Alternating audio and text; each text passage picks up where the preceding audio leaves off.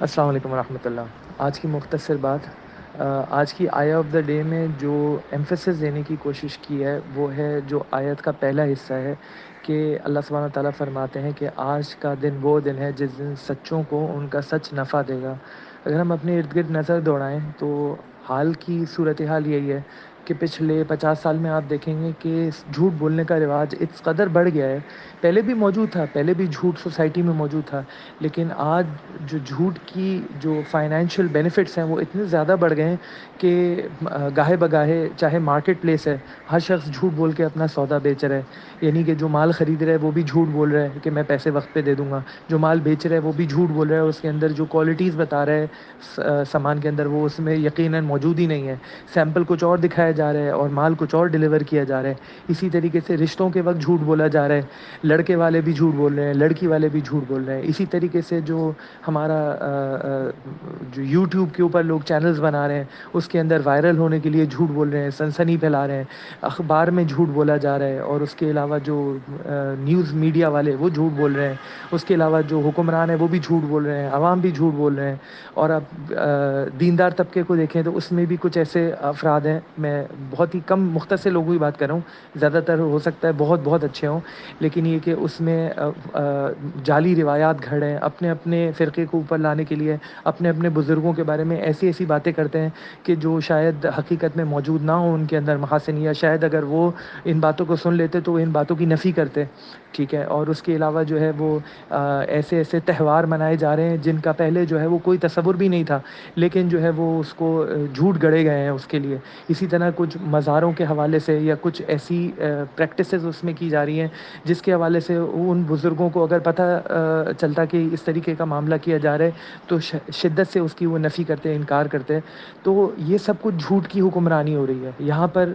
جھوٹ کا سکہ اتنا چل رہا ہے کہ جو وکیل ہے وہ بھی جھوٹ بول رہا ہے، اور جو وہاں جج ہے وہ بھی جھوٹ بول رہا ہے، اور اس کے علاوہ جو مدعی ہے وہ بھی جھوٹ بول رہا ہے، گواہ بھی جھوٹ بول رہا ہے۔ غرض یہ کہ پوری سوسائٹی جو ہے نا وہ جھوٹ سے اس قدر لبریز ہو چکی ہے اب کہ کبھی کبھی جو ہے نا وہ جو سچ بولنے والا ہے اس کو لگتا ہے کہ میرا سچ مجھے کوئی نفع نہیں دے گا، اور بہتر یہی ہے کہ یا تو خاموشی سادھ لی جائے یا جو ہے میں بھی سچ بولنا چھوڑ دوں۔ تو ایسی سوسائٹی کے لیے خاص طور پہ یہ اللہ سبحانہ وتعالیٰ نے یہ آیت جو ہے وہ نقل کی ہے کہ قال اللہ ھذا یوم ینفع الصادقین صدقہم۔ آج کے دن وہ جو تمہارا وہ جو کبھی ایسا ہوتا ہے نا کہ ہمارا چیک ہے اور وہ پوسٹ ڈیٹڈ چیک ہے اور وہ ابھی چل نہیں رہا ہوتا، اور ایک دن وہ پوسٹ ڈیٹڈ چیک کی جب ڈیٹ ریئلائز ہو جاتی ہے اس دن جو ہے وہ ہاں پتہ چلتا ہے ہاں یہ چیک اب میرے کام آئے گا۔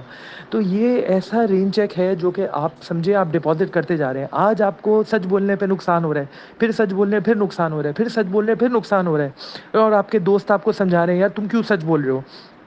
تم بھی گول مول بات کر دو، تم توریہ اختیار کر لو، تم تھوڑا سے ڈنڈی مار لو، تم بھی جو ہے وہ صرف سر ہلا دینا، تم جھوٹ نہ بولنا بس سر ہلا دینا، تاکہ جو ہے وہ لوگ یہ سمجھیں کہ جو ہے وہ تم بھی اس بات پہ اگری کر رہے ہو۔ لیکن ایسے میں ڈیوٹی بچانے کی خاطر یا کوئی اور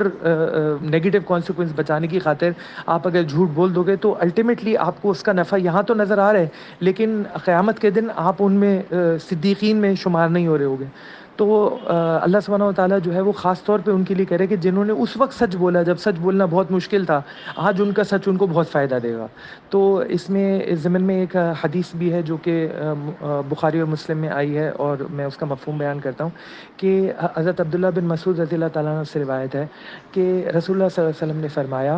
کہ تم سچ کو لازم پکڑ لو اور سچ بولتے رہو، یہاں تک سچ جو ہے وہ تمہیں نیکوکاری کی طرف لے کر کے جائے گا، اور نیکوکاری تمہیں جنت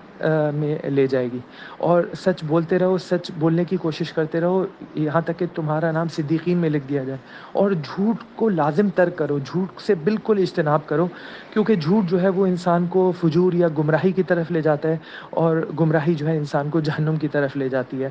اور جو جھوٹ بولتا رہتا ہے یہاں تک کہ وہ جھوٹ اس کی عادت بن جاتی ہے تو اس کا نام کذاب لکھ دیا جاتا ہے۔ تو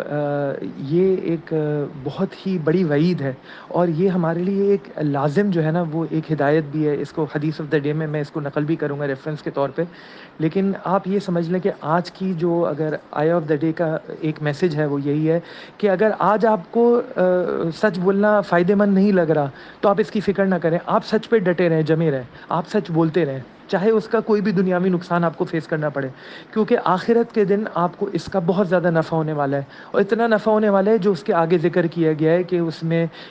ہمارے لیے کیا کیا ہوگا اگر ہم سچ کے راستے پہ جمے رہے تو۔ اللہ تعالیٰ مجھے بھی کہنے سننے کے ساتھ عمل کی توفیق نصیب فرمائے، اللہ تعالیٰ ہمیں ہمیشہ سچ بولنے کی توفیق نصیب فرمائے، اللہ تعالیٰ ہمیں اس میں بالکل بھی کمپرومائزنگ ایٹیٹیوڈ نہ رکھنے کی توفیق نصیب فرمائے regardless of the consequences of it. I know this is a very difficult thing to ask, but ultimately ان شاء اللہ تعالیٰ اگر ہم جو ہے وہ اس میں اپنے آپ کو جمائے رکھیں گے تو اللہ سبحانہ و تعالیٰ ہمارے لیے دنیا میں بھی مدد کے راستے کھولے گا، اور آخرت میں تو ان شاء اللہ تعالیٰ ریوارڈ ہے ہی جو اللہ تعالیٰ نے اس آیت میں تذکرہ کیا ہے۔ اللہ تعالیٰ ہمیں اس آیت میں جو ریوارڈز بتائے گئے ہیں، جو اجر عظیم بتائے گئے ہیں، اللہ تعالیٰ ہمیں اس کا مصداق بنا دے، آمین۔